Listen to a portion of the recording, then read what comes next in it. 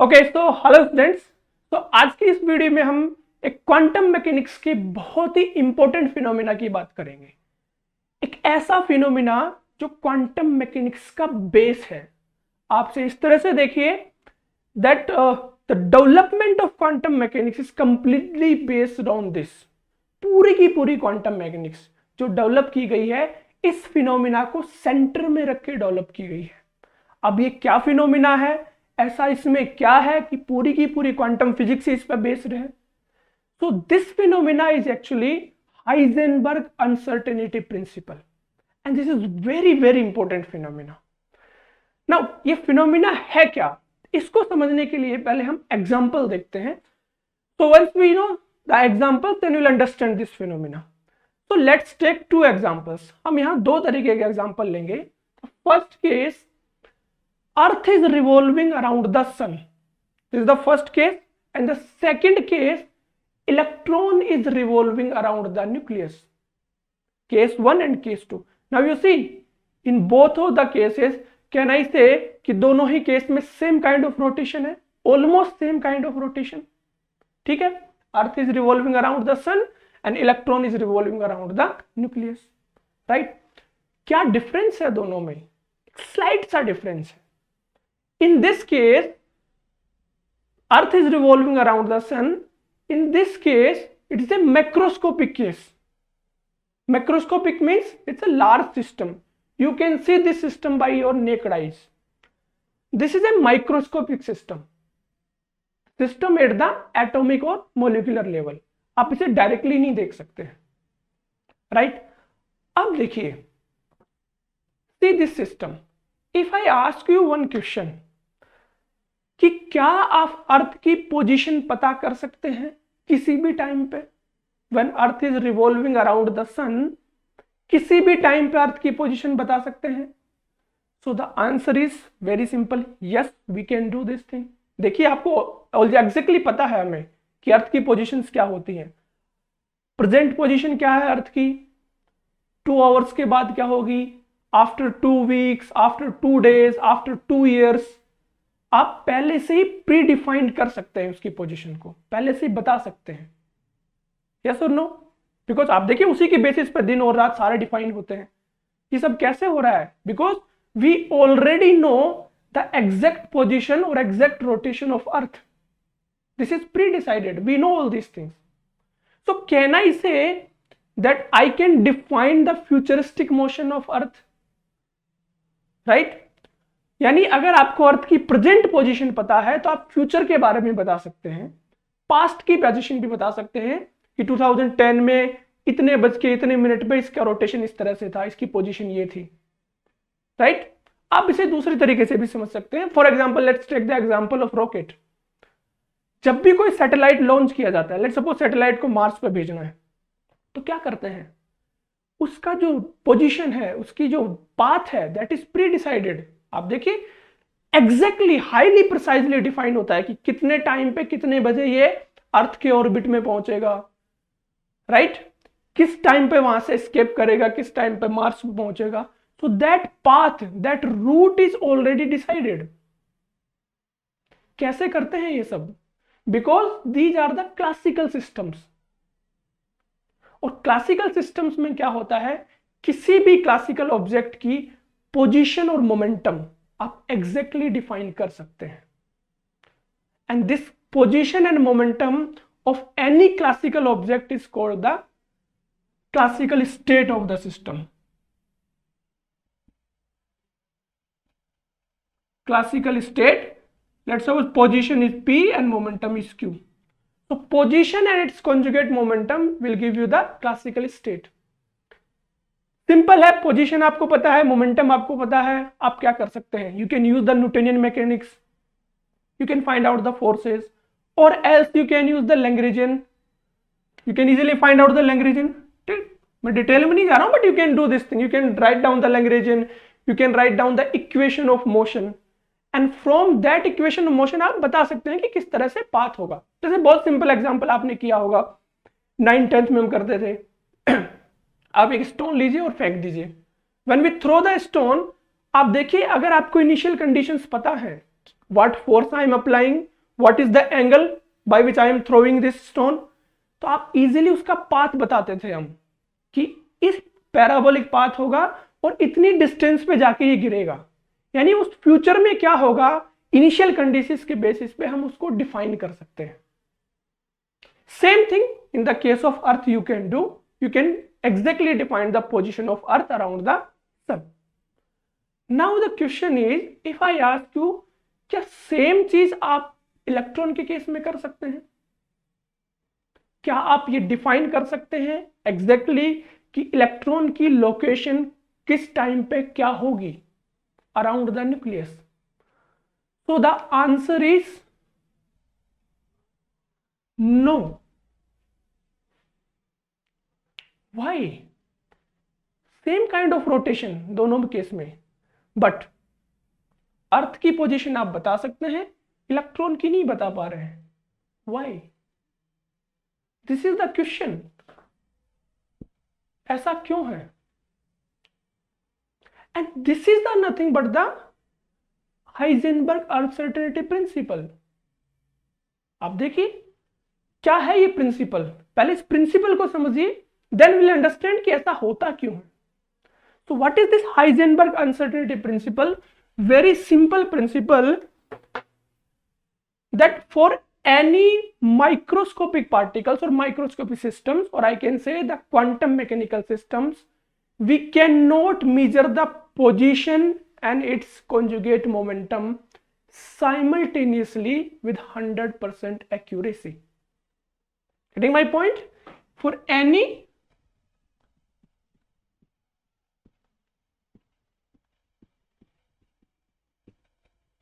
quantum mechanical system,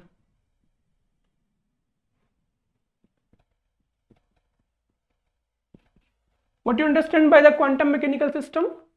The systems which follow the quantum mechanics, that means microscopic systems at atomic scale and molecular scale। so for this quantum mechanical systems we cannot measure the position and momentum। position and momentum we cannot measure simultaneously। you cannot measure this thing। there is always uncertainty in the measurement of position and momentum, right? क्योंकि electron जो है एक है microscopic system है, इसीलिए हम उसका position और मोमेंटम मेजर नहीं कर सकते because of this uncertainty principle. Exact define कर सकते हैं delta x, delta p x is greater than h cut by 2, where you can say delta x is the uncertainty in position,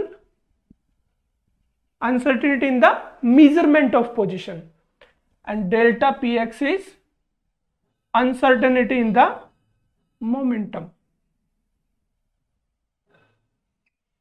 uncertainty in the momentum।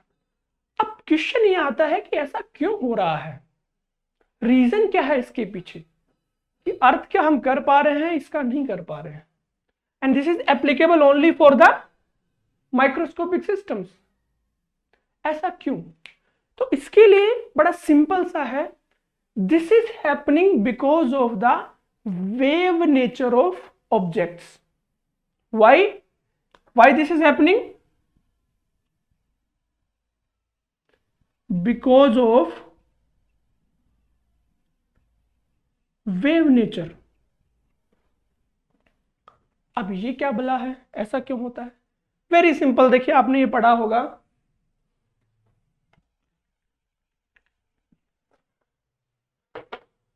You know the de Broglie hypothesis.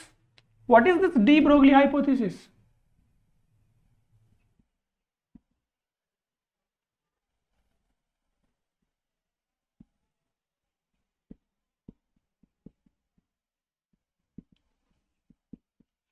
What is this de Broglie hypothesis? According to this hypothesis, there is a wave associated with every moving object, कोई भी moving object हो, macroscopic object हो, microscopic object हो, anything in this universe, there is a wave associated with every moving object. और वो जो wave है उसकी वेवलेंथ होती है lambda is equal to h और पी, एच और एम बी। ठीक है, इसका मतलब ये है कि जब अर्थ सन के अराउंड रोटेट कर रही है, उस अर्थ के साथ एक वेव एसोसिएटेड है। इलेक्ट्रॉन जब रिवॉल्व कर रहा है न्यूक्लियस के अराउंड, उसके साथ भी एक वेव एसोसिएटेड है। बहुत टेक्निकली आप इसे देखोगे तो इंस्टेड ऑफ वेव एक ग्रुप ऑफ वेव एसोसिएटेड होता है, जिसे हम बोलते हैं वेव पैकेट। उसका डिफरेंट रीजन है, कभी फिर बात करेंगे उसके बारे में। तो एक वेव पैकेट एसोसिएटेड होता है, अभी के लिए हम उसे एक वेव ही मानते हैं कि वेव एसोसिएटेड है। ठीक है, अब वेव एसोसिएटेड है तो क्या हुआ वेव की वजह से? देखिए बड़ा सिंपल है इसे समझने के लिए।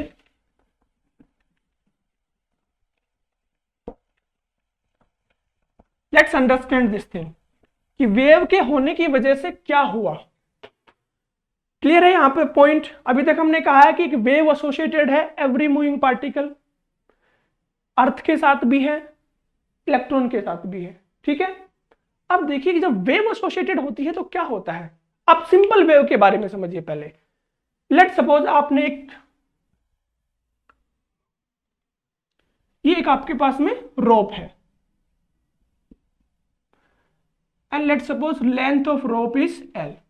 ठीक है, एक आपने रोप लिया है और दोनों एंड से इसको फिक्स कर दिया हमने।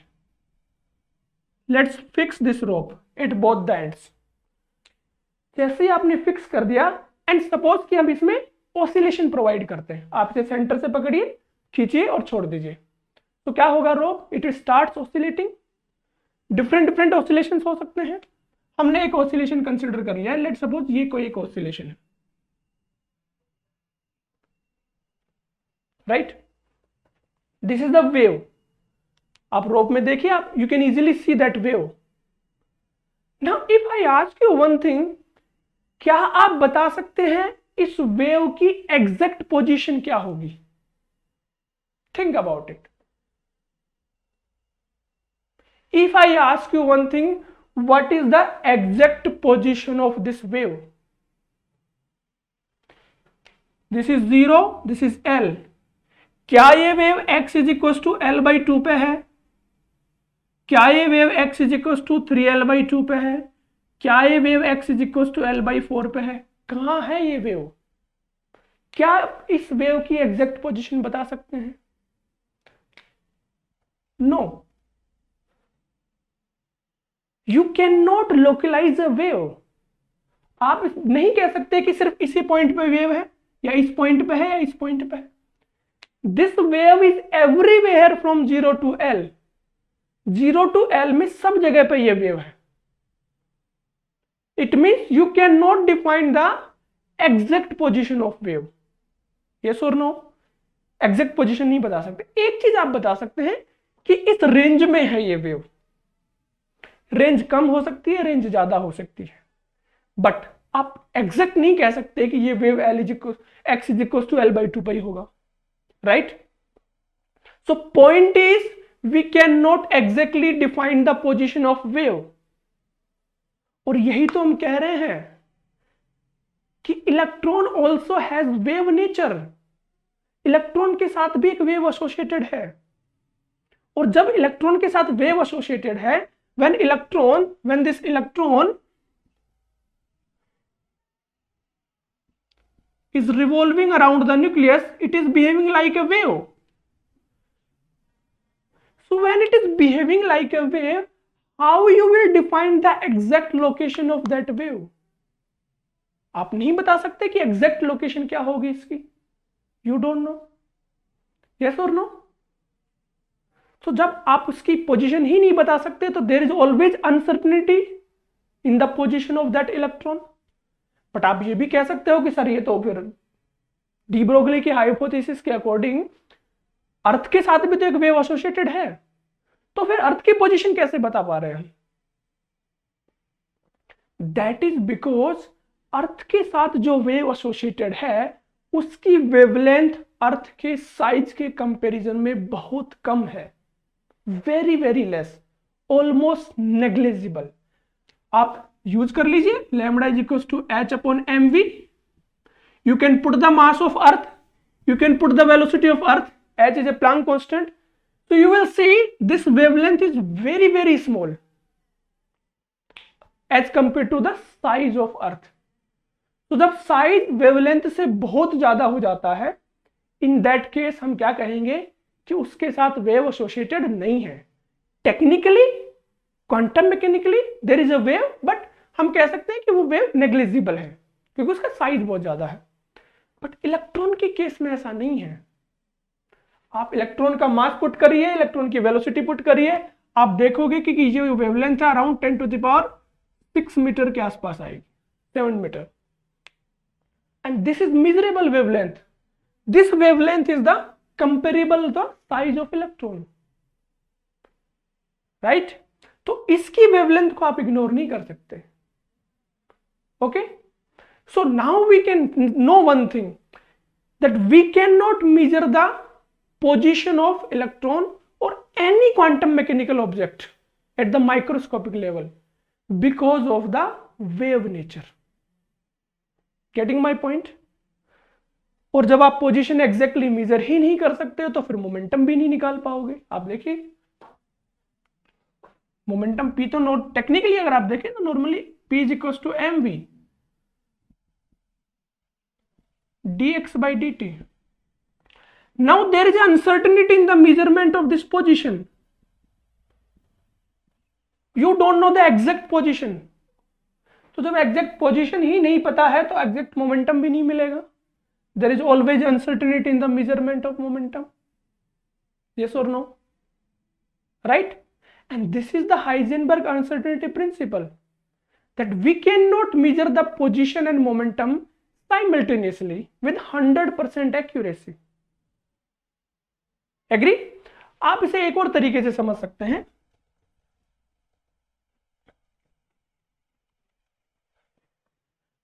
See this case.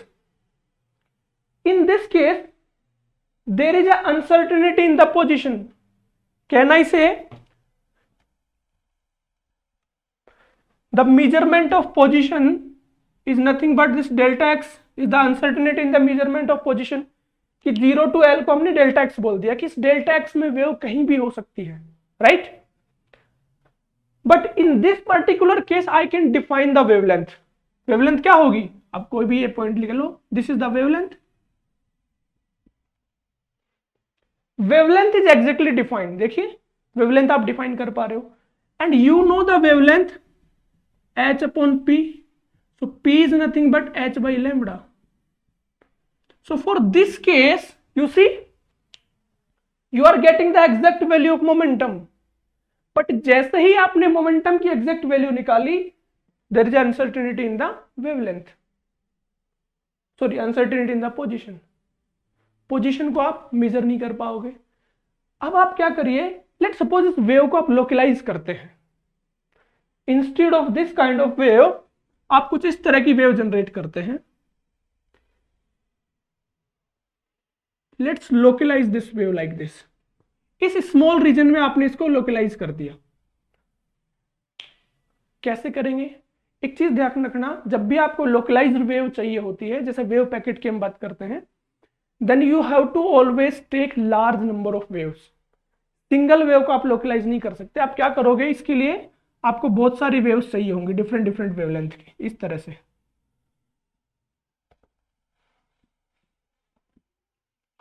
Let's suppose lambda 1, lambda 2, lambda 3 and so on. तो लैम्बडा 1, लैम्बडा 2, लैम्बडा 3 इनको मिक्स करके आप लोकलाइज्ड वेव बना सकते हैं। ठीक है, अब देखिए इसमें लोकलाइज्ड वेव है तो आप रीजन डिफाइन कर सकते हो कि this is the position of this wave. Although यहां भी अनसर्टेनिटी है, देखिए डेल्टा एक्स, आप एग्जैक्ट मेजर नहीं कर पा रहे हो, बट फिर भी कुछ प्रिसीजन, कुछ एक्यूरेसी है यहां पे। As compare to this we have some higher accuracy. लेकिन जैसे ही आपने पोजीशन में एक्यूरेसी अचीव करी, आप देखिए वेवलेंथ चेंज हो गई, और वेवलेंथ जब अलग अलग है तो मोमेंटम अलग अलग आएगा। तो आप कौन सा मोमेंटम रखोगे? P1 रखोगे, P2 रखोगे, P3 रखोगे? Momentum is uncertain, right? तो you can not measure the momentum now. तो जब भी आप पोजीशन को एक्यूरेटली मेजर करने जाओगे तो मोमेंटम अनसर्टेन हो जाएगा, मोमेंटम एक्जेक्टली मेजर करोगे तो पोजीशन में अनसर्टेनिटी आ जाएगी। And this is only because of the wave nature. Fine, so this is the uncertainty principle. Now the most important thing is, what are the consequences of this uncertainty principle? इसकी वजह से होता क्या है? What are the consequences of this uncertainty principle? तो देखिए, पहला जो इंपॉर्टेंट चीज है इसकी वजह से क्या होता है, first important thing, again let's start with the classical mechanics. Classical mechanics में हम क्या करते हैं, we always defined the position and momentum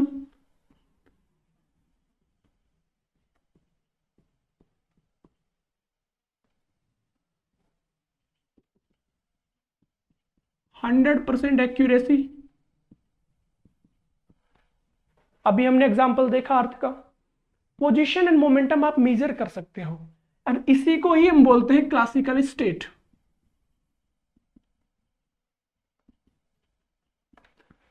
Now you see, if you know the classical state of the system, then you can understand or you can measure any other physical parameter related to that system. आप उसका force major कर सकते हो, उसका kinetic energy, potential energy, सब कुछ निकाल सकते हो यहां से, इक्वेशन ऑफ मोशन लिख सकते हो, right? Everything whatever you want to do with that system you can do that. But now you see in the quantum mechanics, this is uncertain. You cannot measure the position and momentum. There is always uncertainty, delta x, delta px, h cut by 2. You cannot measure the position and momentum.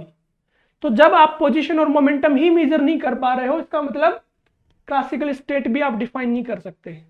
और अगर state ही define नहीं है तो मान लीजिए कि आपको कोई पूछे कि इलेक्ट्रॉन का ही केस ले ले हम, electron is revolving around the nucleus, उस इलेक्ट्रॉन की काइनेटिक एनर्जी क्या होगी, उसकी पोटेंशियल एनर्जी क्या होगी, कैसे निकालोगे? उसका एंगुलर मोमेंटम क्या होगा? How you will find out? Position भी नहीं पता, मोमेंटम भी नहीं पता, how you will do that? तो उसके लिए क्या करें फिर? For that we will use the, again we will do the, use the concept of wave nature. You see, there is a wave associated with every particle. तो जो electron rotate कर रहा है उसके साथ एक वेव एसोसिएटेड है, ठीक है? उस वेव का वेवलेंथ हम मेजर, उस वेव का वेव फंक्शन आप निकाल सकते हैं। You can write down the Schrodinger equation, ठीक है? And from that Schrodinger equation you can easily find out the wave function.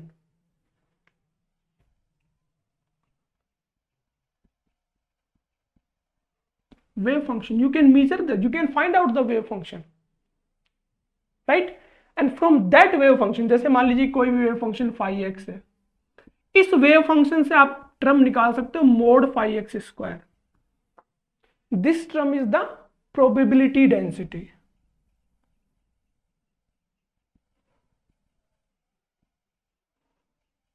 Probability density, समझिए इसको।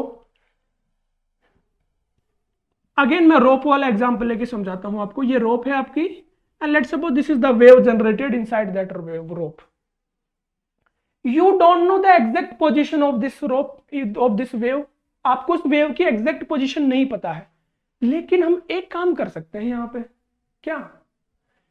You can find out the probability कि किस पॉइंट पे, एक्स की किस वैल्यू पे वेव के होने की प्रोबेबिलिटी सबसे ज्यादा है और किस पॉइंट पे सबसे कम है। हर एक पॉइंट पे आप प्रोबेबिलिटी निकाल सकते हो, यस और नो? ये वेव है, इसका ये वेव फंक्शन हो गया फाई एक्स मान लीजिए, तो मैं क्या कर सकता हूं, I can find out mod phi x square, and this is nothing but this one. Now you see that at this point and at this point, at these 2 points A and B, probability of finding the wave is maximum. Yes और no, और इस point पे वो minimum हो गया C point पे। ऐसे ही हर point पे आप निकाल सकते हैं। So we can use the concept of probability. Same thing आप you can apply on the electron. You don't know the exact well position of electron, but आप एक चीज निकाल सकते हैं दैट इलेक्ट्रॉन के होने की प्रोबेबिलिटी कहां मैक्सिमम होगी, कहां मिनिमम होगी, या हर एक पोजीशन पे आप बता सकते हो कि प्रोबेबिलिटी कितनी होगी। That you can do, right. This is nothing but the concept of probability, the first postulate of quantum mechanics. और ये कहां से आया? Because of this uncertainty principle, right. So this you see, this is the base of quantum mechanics. यहीं से ये start होता है, wave function, concept of wave function. Fine, this is one thing.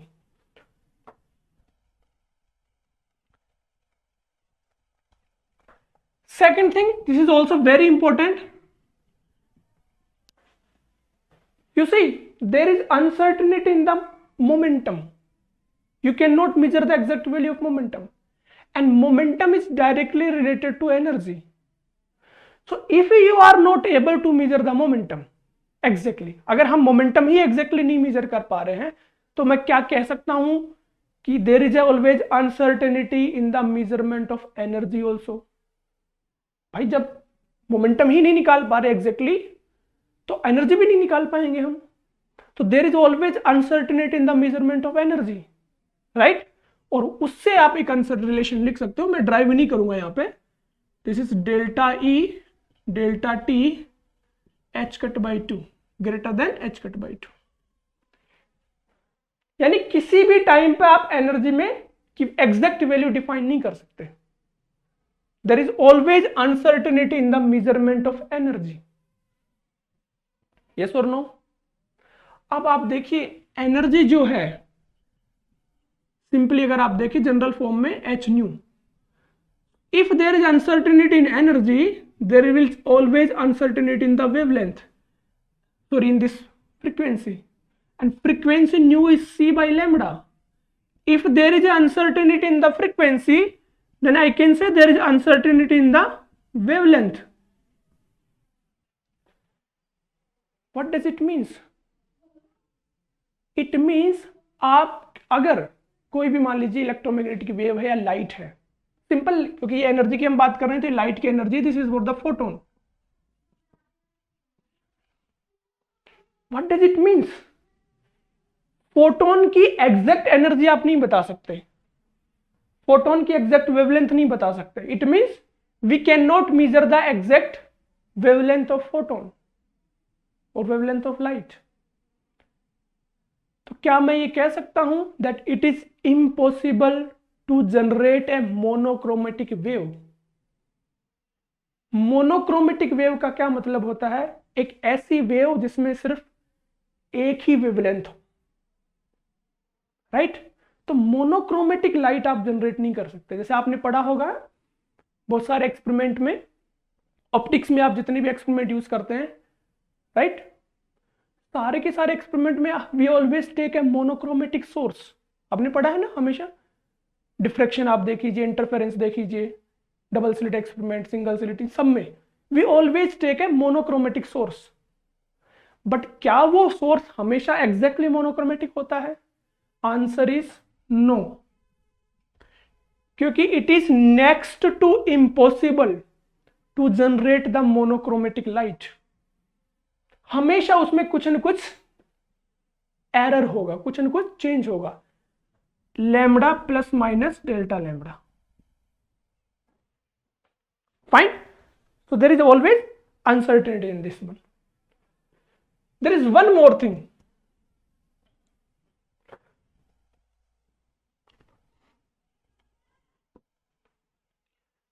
I can generalize this Heisenberg uncertainty principle. यहां तो हमने देखिए position और मोमेंटम के लिए लिखा है। इन जनरल इसे कैसे लिखते हैं? What is the general form?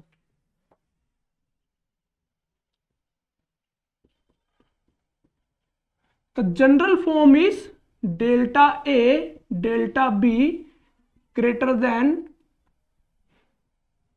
1/2 commutation of A and B and mode, where A and B are the physical quantities.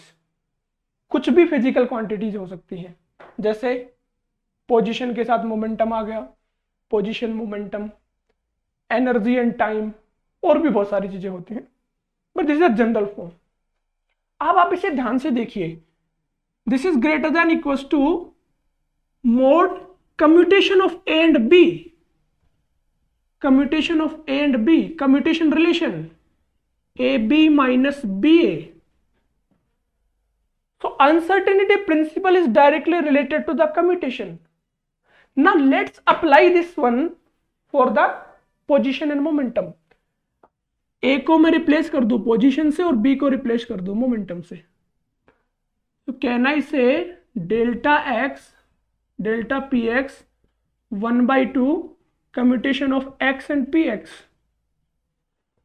and this we already know, x and px is iota h cut.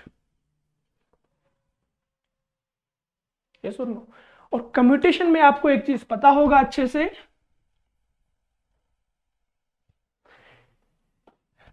that if commutation of A and B is 0, what does it means? किसी भी दो physical quantities का commutation relation अगर 0 है, इसका क्या मतलब होता है?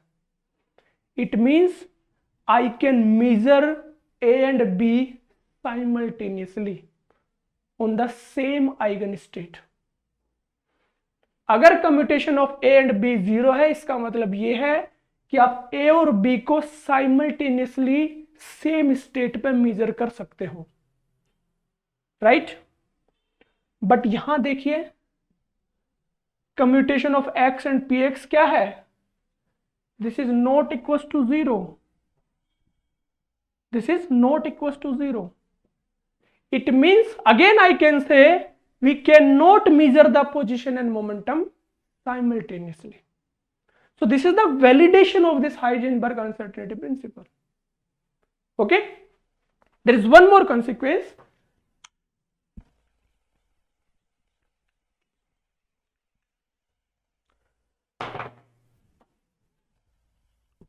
See, you know the Bohr theory? According to the Bohr model, the nucleus, an electron is revolving around the nucleus in a fixed orbit. यही है बोर का मॉडल, फिक्स ऑर्बिट में इलेक्ट्रॉन रिवॉल्व करता है. लेकिन ये कब आप निकाल सकते हो फिक्स ऑर्बिट? जब आपको इलेक्ट्रॉन की एग्जैक्ट पोजीशन पता हो, इलेक्ट्रॉन का एग्जैक्ट पाथ पता हो, then only you can define the exact orbit ना, कि ये इस तरह से इस ऑर्बिट में जाएगा, इस ऑर्बिट में जा रहा है ये तो आप तभी बता पाओगे ना जब इसका पाथ पता हो आपको इलेक्ट्रॉन का. But according to the uncertainty principle we can not define the exact path of electron. तो जब पाथ ही नहीं बता सकते तो ऑर्बिट भी नहीं बता सकते, right? So this is the failure of Bohr model. This is a limitation of Bohr model, right? तो यहां लेकिन फिर क्या करें जब ऑर्बिट ही नहीं है? एक चीज आप कर सकते हैं, because we know the probability concept of probability, so we can give the concept of electron cloud. Electron cloud कि इस न्यूक्लियस के आसपास एक क्लाउड बना हुआ है इलेक्ट्रॉन्स का. इस क्लाउड के अंदर इलेक्ट्रॉन कहीं भी हो सकता है, ठीक है? क्लाउड के अंदर इलेक्ट्रॉन कहीं भी हो सकता है. केमिस्ट्री में पढ़ा जाता है कॉन्सेप्ट बहुत ज्यादा, बट आप इसे इस तरह से समझ सकते हैं. You can ignore this concept of orbit, ठीक है? उसे कंप्लीटली आप खारिज कर सकते हैं on the basis of this, ठीक है? और भी बहुत सारे हैं, जैसे you can not draw the phase space because you don't know the position and momentum. phase space क्या होता है? phase space is nothing but the relation between position and momentum. तो जब आपको एग्जैक्ट वैल्यूज ही नहीं पता है तो आप phase space कैसे ड्रॉ कर पाओगे? you cannot draw this thing, ठीक है? so this is the Heisenberg uncertainty principle and it's consequences, और भी बहुत सारे कॉन्सिक्वेंसेस है। इंपॉर्टेंट चीज जो यहां से निकल के आई है, आप देखिए, this is the base of quantum mechanics. क्योंकि क्वांटम मैकेनिक्स जब डेवलप की गई तो इसको ध्यान में रख के डेवलप किया गया कि हाइजेनबर्ग अनसर्टेनिटी प्रिंसिपल का वोलेशन नहीं होना चाहिए। ठीक है, so this is all about this uncertainty principal. I hope आपको समझ में आया होगा।